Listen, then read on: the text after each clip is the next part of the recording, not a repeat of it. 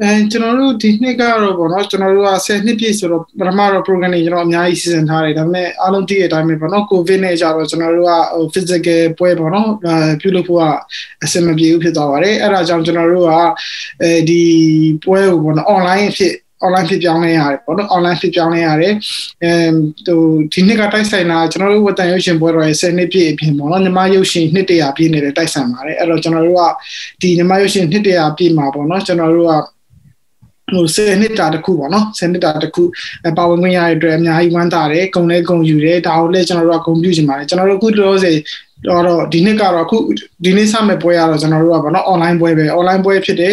ဆိုတော့ပုံမှန်ပါနေကြကျွန်တော်တို့ပြည်တွင်းပြိုင်ပွဲဝင်ရုပ်ရှင်ကားတွေကျွန်တော်တို့ရွေးချယ်ထားတာရှိတယ်ထူးခြားတဲ့ season တွေဆိုလို့ဒီနှစ်ကိုလူငယ်တွေအတွက်ပေါ့နော်ပြိုင်ပွဲဝင်ကဏ္ဍအသစ်ပေါ့နော် emerging filmmaker ပေါ့နော်ဆိုပြီးတော့ emerging film competition program ဆိုပြီးတော့လူငယ်မျိုးဆက်အသစ်တွေအတွက်ပြိုင်ပွဲဝင်ကဏ္ဍအသစ်တစ်ခုတိုးထားတာရှိတယ်ပြီးတော့ကျွန်တော်တို့ဒီအရှိတောင်အာရှရုပ်ရှင်တွေပေါ့နော်အရှိတောင်အာရှရုပ်ရှင်တွေကိုကျွန်တော်တို့က online ကမပြပေးတဲ့ကျွန်တော်တို့က living room cinema ဆိုတဲ့ program အသစ်လုပ်ထားတယ်အဲ့ဒါတော့ကျွန်တော်ပြီးခဲ့တဲ့လတွေကကျွန်တော်တို့ကနေပြီးတော့ online ကနေပြီးတော့ဒီကိုယ့်ရဲ့အိမ်အခန်းပေါ့နော်အခန်းမှာကျွန်တော်တို့ living room မှာပေါ့နော်အခန်းမှာ host လုပ်ချင်တယ်ဆိုတော့ television ပေါ်တော့ host လုပ်ချင်တယ်ဆို online form တွေဖြည့်ခိုင်းတာပဲအဲ့ဒါတော့မြန်မာနိုင်ငံလုံးပေါ့နော်ဟိုကချင်ပြည်နယ်ရှမ်းပြည်နယ်data ပေါင်းစုံကနေပြီးတော့သူတို့ဒီ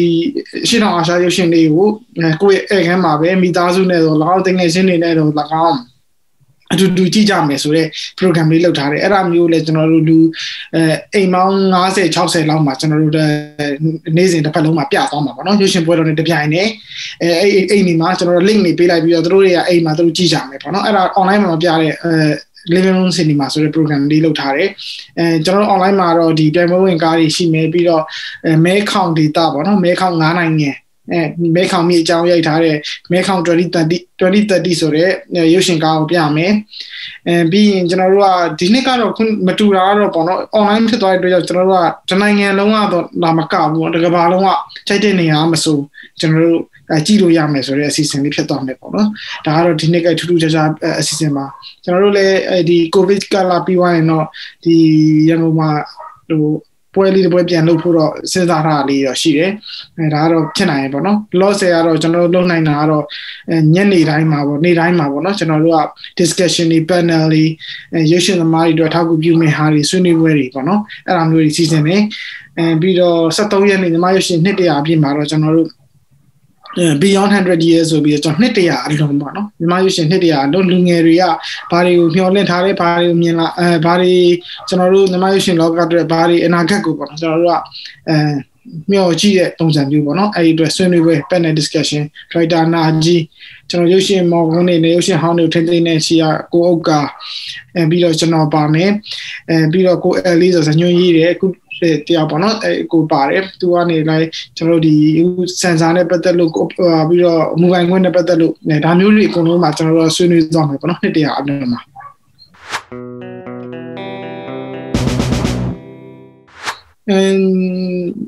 ခုနပြောသလိုပေါ့နော်ကျွန်တော်တို့တနိုင်ငံလုံးအတိုင်းတာမကပေါ့နော်အရင်တော့ကျွန်တော်တို့ physical ပွဲဆိုတော့ပွဲကိုလာကြည့်တဲ့လူပေါ့နော်ကျွန်တော်ယုံထဲမှာလူဆန့်တဲ့လောက်ပေါ့နော်အဲ့လိုမျိုးပဲကြည့်လို့ရတယ်ခုကတော့အကုန်လုံးကဒီကမ္ဘာလုံးကကြည့်လို့ရတယ်ပေါ့နော် internet ရှိတဲ့နေရာဘယ်နေရာမှဆိုကျွန်တော်တို့ကြည့်လို့ရမယ်ပေါ့နော်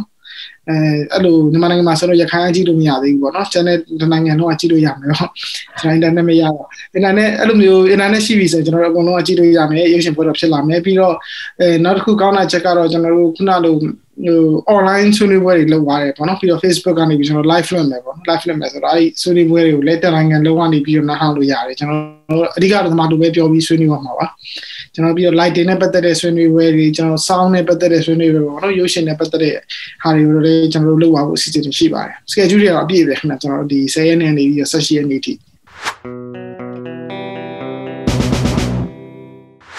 ဘယ်လိုမျိုးပြောင်းလဲလာလဲဆိုတော့ကျွန်တော်2011ကနေစပြောရမယ်ဆိုရင်တော့ကျွန်တော်တို့ကဒီ2011ကနေ2015အထိကိုကျွန်တော်ကတပိုင်းကျွန်တော်တို့ခွဲပြီးမြင်တယ်ပေါ့နော်2011ကနေ15အထိကတော့ကျွန်တော်တို့ဒီပထမဆုံးအချိန်ကျွန်တော်တို့ကဒီနိုင်ငံကပို့ပြီးလွတ်လပ်လာတယ်ပွင့်လင်းလာတယ်အပြောင်းလဲဖြစ်လာတဲ့အတွက်ကြောင့်ကျွန်တော်တို့မှတ်တမ်းရုပ်ရှင်တွေအားကောင်းလာတယ်ပြီးတော့နိုင်ငံရေးလူမှုရေးနဲ့ပတ်သက်တဲ့မှတ်တမ်းရုပ်ရှင်တွေကျွန်တော်တို့ပို့ပြီးအားကောင်းမောင်းတန်မြင်ရတယ်ပေါ့နော်အဲ2015နောက်ပိုင်းမှာတော့ကျွန်တော်တို့ကဒီ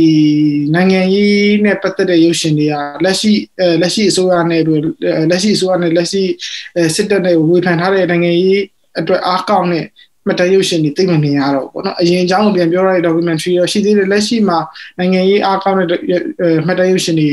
သိမမြင်ရတော့ဘူးဘာတွေမြင်ရလဲဘာတွေပုံများလာလဲဆိုတော့ကျွန်တော်ဇလန်တိုရုပ်ရှင်ပေါ့နော်ဇလန်တိုရုပ်ရှင်တွေပို့ပြီးအားကောင်းလာတယ်ကျွန်တော်2012မှာတော့ဆူရတဲ့ director 2.0ဦးလို့တခြား director တွေအများကြီးရှိတယ်ပေါ့နော်အဲ့ဒီ director တွေကလည်းကျွန်တော်လက်ရှိရုပ်ရှင်လောကထဲမှာလည်းအောင်မြင်လာကြတယ်ပေါ့နော်အောင်မြင်လာဇလန်ရုပ်ရှင်နေနဲ့ပေါ့နော်မတန်ရုပ်ရှင်နဲ့ဇလန်ရုပ်ရှင်နဲ့မှာအဲ့တော့2015နောက်ပိုင်းကတော့ကျွန်တော်ဇလန်ရုပ်ရှင်အားကောင်းလာတယ်လို့ကျွန်တော်မြင်တယ်ပေါ့နော်ဇလန်ရုပ်ရှင်ဒီနှစ်မှာလည်းဇလန်တိုတွေတော်တော်အားကောင်းလာတယ်လူငယ်ဒရိုက်တာတွေအများကြီးထွက်လာမယ်အဲ့ဒါတော့သိတာတယ်ပေါ့နော်ဟိုပြောရရင်တော့ညီမရုပ်ရှင်line တခုကိုကျွန်တော်တို့စပြီးတော့ကောင်းကောင်းမြင်ရပြီလို့ပြောလို့ရတယ်ပေါ့နော် generation အသက်တစ်ခုထွက်လာတယ်လို့ကျွန်တော်မြင်ရပါတယ်ခင်ဗျာကျွန်တော်တို့ဝန်ထမ်းရုပ်ရှင်ပွဲတော့2017လောက်မှာပေါ့နော်ဟိုစတယ်ကျွန်တော်2017လောက်မှာကျွန်တော်နဲ့ကျွန်တော်အမျိုးသမီးမတူရှိနေရပါတော့ကျွန်တော်နှစ်ယောက်ကလည်းဥရောပမှာရုပ်ရှင်ကျောင်းမှာ master တက်ပြီးပြန်လာတဲ့အချိန်ပေါ့နော်ပြန်လာတဲ့အချိန်ကျွန်တော်တို့ဟိုစတဲ့အချိန်မှာကျွန်တော်တို့ကလည်းဒီရုပ်ရှင်ကိုပုံစံအသစ်တစ်ခုအနေနဲ့ပေါ့နော်ဒီလက်ရှိပြင်မရေးစီးကြောင်းကနေခွဲထွက်တဲ့ပုံစံအသစ်တွေကိုကျွန်တော်တို့ကစပြီးမိတ်ဆက်ပေးတယ်မှတ်တမ်းရုပ်ရှင်တွေကိုစမိတ်ဆက်ပေးတယ်အရင်ရုပ်ရှင်တွေမှာကျွန်တော်တို့ရုပ်ရှင်တွေမှာရင်တော့ပြောင်းနေတယ်ပေါ့နော်ဒီအစစ်မှန်မှုဒီတော့ censorship နဲ့ပတ်သက်တဲ့ဟာတွေကျွန်တော်ဒါတွေအကုန်လုံးကိုကျွန်တော်စပြီးတော့ဟိုမိတ်ဆက်ခဲ့တာပေါ့နော်မိတ်ဆက်ခဲ့ပြီးတော့ဟိုနိုင်ငံပွင့်လာလို့လည်းပါတာပေါ့အရင်တော့ဆိုတော့အဆင်မပြေဘူးနိုင်ငံရေးလူမှုရေးအကုန်လုံးကချိတ်ဆက်နေတယ်ကဲကောင်းတာလို့ပဲတခြားကျွန်တော်တို့လိုပဲတခြားနိုင်ငံခြားမှာကြောင်းတက်ပြီးပြန်လာတဲ့လူငယ်တွေပြန်လာပေါ့တယောက်ပြီးတယောက်ပြန်လာကြတယ်ပေါ့နော်သူတို့အားလုံးကလည်းဒီအပြောင်းလဲမှာဝိုင်းဝန်းပြီးတော့ပါဝင်ကြတယ်ကျွန်တော်တို့ဝက်သက်တစ်ခုတည်းလောက်တာမဟုတ်ပါဘူးကျွန်တော်တို့အကုန်လုံးပေါ့နော်ရုပ်ရှင်ပွဲတော်တွေဖြစ်လာတယ်လူငယ်တွေပြန်လာတယ်အားလုံးကအစ်စ်ကိုမျှော်လင့်လာတယ်ပေါ့နော်ဒီ10စုနှစ်အတွင်းမှာဒီအရွေ့အကုန်လုံးနဲ့ဆိုင်ပါတယ်အကုန်လုံးရဲ့အားထုတ်မှုကြောင့်ဒါကျွန်တော်တို့ကရှေ့ကိုရွေ့လာတာပေါ့နော်ကျွန်တော်တို့အနေနဲ့ဆိုရင်လည်းဒီဥရောပရုပ်ရှင်ကျောင်းတစ်ကျောင်းဖြစ်တဲ့ Farm ဆိုတဲ့ရုပ်ရှင်ကျောင်းတွေပူးပေါင်းပြီးတော့ရုပ်ရှင်သင်တန်းတွေပေါ့နော်အခမဲ့ရုပ်ရှင်သင်တန်းတွေတောက်လျှောက်လုပ်တယ်ရုပ်ရှင် workshop တွေ training တွေဒါတွေကလည်းခေတ်စားလာတယ်ပေါ့နော် digital နည်းပညာပြောင်းလဲလာတယ်ပေါ့နော်ပိုအရင်တော့တဲ့ကင်မရာအသေးလေးနဲ့ကျွန်တော်အများကြီးရိုက်လို့ရပါတယ်အရင်တော့အကြီးကြီးမဟုတ်တော့ film တွေမလို့တော့ဘဲနဲ့ဆိုတော့ဒါတွေအကုန်လုံးကဆက်နေပြီးတော့ဒီအပြောင်းလဲဖြစ်ဖို့အတွက်ဟိုကံကြောင်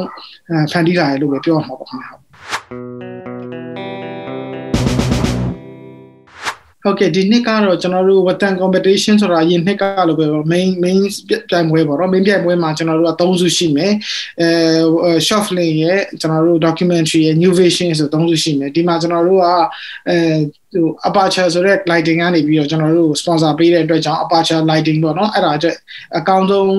းရုပ်ရှင်ကင်မရာ best cinematography ပေါ့နော်အကောင်းဆုံးကင်မရာဆုပေးမယ်ပြီးတော့ကျွန်တော်တို့အတန်ပစ္စည်း company ကပေါ့နော်ကျွန်တော်တို့ director ကနေပြီးတော့ကျွန်တော်တို့ဟိုလက်ဆောင်ပေးတဲ့အတွက်ဆုပေးတဲ့အတွက်ကြောင့်အကောင်းဆုံးအတန်ဆိုတော့ဆုနှစ်ဆုထပ်တိုးတယ်ပေါ့နော်ပြီးတော့အကောင်းဆုံးကင်မရာအကောင်းဆုံး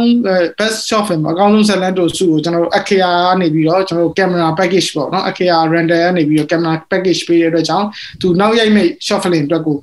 equipment တွေပူစရာမလိုတော့ဘူးပေါ့နော်အဲ့လိုမျိုးဟိုဆုကတော့ဟိုမှာ9ဆုဖြစ်သွားတယ်ပေါ့နော်ပြီးတော့ဒီဘက်ကနေပြီးတော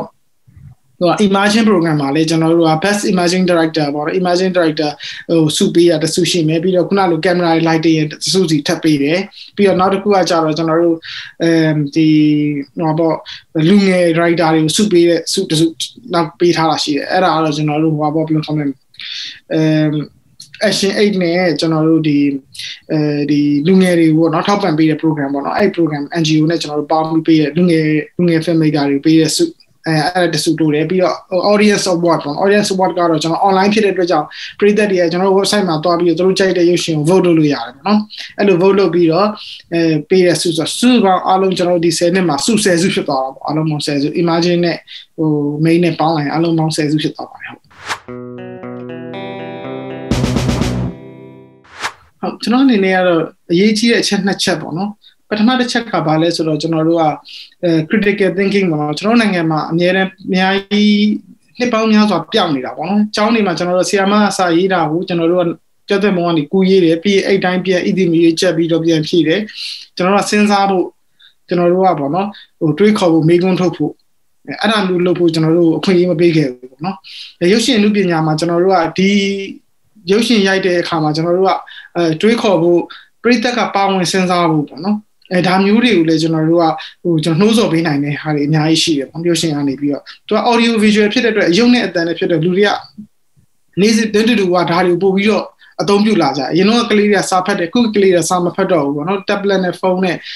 လူတိုင်းကဟိုအယုံနဲ့အတန်နဲ့ကိုပို့ကြည့်ချင်ကြတယ်စာကြီးကိုမဖတ်ချင်ကြဘူးအဲ့တော့အယုံတန်နဲ့ကပို့ပြီးတော့ဆွဲဆောင်မှုရှိတဲ့အတွက်ကြောင့်ဒီဟာကိုကျွန်တော်တို့ကဒီကျွန်တော်ရဲ့ critical thinking တွေမေးခွန်းထုတ်ဖို့တွေကျွန်တော်တို့ကျွန်တော်တို့ရဲ့အခွင့်အရေးတွေအခု democracy ပြောင်းလဲမှာပိုအရေးကြီးပါတယ်ကျွန်တော်တို့ရဲ့အခွင့်အရေးတွေကျွန်တော်တို့ရပိုင်ခွင့်တွေဒါနဲ့ပတ်သက်လို့ပဲဖြစ်ဖြစ်ကျွန်တော်တို့လူဖွဲ့စည်းကိုပဲဖြစ်ဖြစ်ပေါ့နော်ကျွန်တော်တို့ပြန်ပြီးမေးခွန်းထုတ်တဲ့ဟာတွေအကုန်လုံးကိုကျွန်တော်တို့ကဒီရုပ်ရှင်ထဲမှာထည့်သွင်းပြီးတော့ရုပ်ရှင်ထဲမှာပါလာပြီဆိုရင်ကျွန်တော်တို့ကဒါ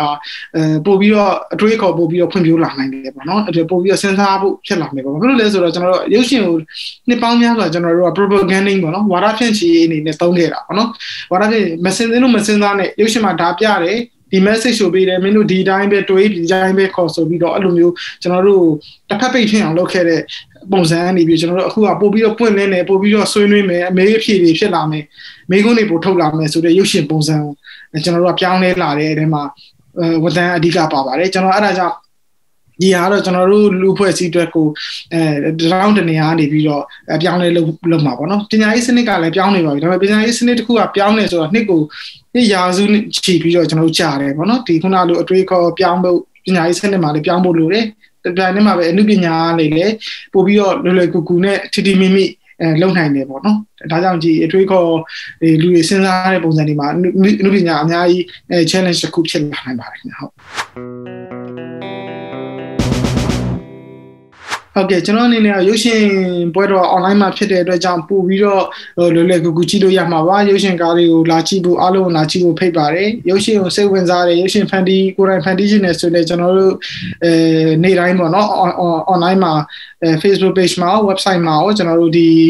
schedule တွေရှိပါတယ်ဆွေးနွေးပွဲတွေဒါတွေလည်းနေ့စဉ်ရှိနေပါတယ်ဒါတွေကိုလည်းလာတက်ဖို့ဖိတ်ပါတယ်ခင်ဗျဟုတ်ကဲ့ပါကျေးဇူးတင်ပါတယ်ဟုတ်ရုပ်ရှင်နှစ်တရာပြည့်ကကျွန်တော်တို့အရှိတောင်အာရှမှာပေါ့နော်ကျွန်တော်တို့နိုင်ငံဟာဒီတခြားနိုင်ငံတွေနဲ့မတူဘူးပေါ့နော်ကျွန်တော်နိုင်ငံလည်းစောတယ်ပေါ့နော်အရှိတောင်အာရှမှာဒီရုပ်ရှင်နှစ်တရာပြည့်ပြီးဖြစ်တယ်ကျွန်တော်တို့နိုင်ငံကဒီ silent kick ကနေပြီးတော့ပေါ့နော်ကျွန်တော်တို့ silent kick ကနေပြီးတော့ကာလာအတန်ထွက်ရုပ်ရှင်ကာလာရုပ်ရှင်တောက်လျှောက်နှစ်ဆက်ပေါ့နော်ခေတ်ဆက်ရုပ်ရှင်မှာပါဝင်ဖြတ်သန်းခဲ့တယ်နိုင်ငံရေးရှင်တွေကြောင့်ရုပ်ရှင်ကဖွံ့ဖြိုးတဲ့လောက်မဖွံ့ဖြိုးသေးပဲနဲ့ပေါ့နော်အများကြီးကြဆုံးတဲ့ဟာတွေရှိတယ်စီးပွားရေးရောအမှုပညာပိုင်းရောပေါ့နော်ဒါပေမဲ့အခုနိုင်ငံပိုပြီးပွင့်လင်းလာတယ်စီးပွားရေးရုပ်ရှင်စီးပွားရေးလုပ်ငန်းတွေကပိုကောင်းလာတဲ့အတွက်ကြောင့်ပေါ့နော်ဒီရုပ်ရှင်ကပိုပြန်ပြီးတော့ခေါင်းမော့လာမယ့်အခြေအနေရှိတယ်ဒါပေမဲ့လည်းခုလို့ပေါ့နော်ကိုဗစ်ကြောင့်ဆိုပြီးယုံနေပိတ်ထားရတယ်စီးပွားရေးရုပ်ရှင်လုပ်ငန်းသမားတွေပေါ့နော်အခက်အခဲအကျက်တဲတွေနဲ့ရုပ်ဆိုင်နေရတယ်ပေါ့နော်တခြားလူတွေဒီကြည့်ပေါ့ဒီကိုဗစ်ပြီးရင်တော့ကျွန်တော်အနေနဲ့ရုပ်ရှင်လောကပြန်ပြီးတော့ခေါင်းမော့လာဖို့ညှော်လင့်နေနှစ်တရာဆိုတော့ကျွန်တော်တို့ကတမိုင်းချောင်းကိုပြန်ကြည့်ပြီးတော့ထိမ့်သိမ့်ဖို့အပြင်ရှေ့လျှောက်သွားမဲ့လူငယ်မျိုးဆက်တွေအတွက်လည်းအရေးပါတယ်ပေါ့နော်ဆိုတော့ရုပ်ရှင်ဒီအခုဆိုရင်ကျွန်တော်တို့စိတ်မြန်မာဖင်လို့လို့မျိုးပေါ့ကိုကတော့လုပ်နေတဲ့စိတ်မြန်မာဖင်လို့မျိုးရုပ်ရှင်ကမွေနှစ်တွေကိုထိမ့်သိမ့်တဲ့ကိစ္စတွေလည်းအများကြီးထောက်ပံ့ပေးဖို့ဝိုင်းကူလုပ်ဖို့လိုပါတယ်လို့ကျွန်တော်တို့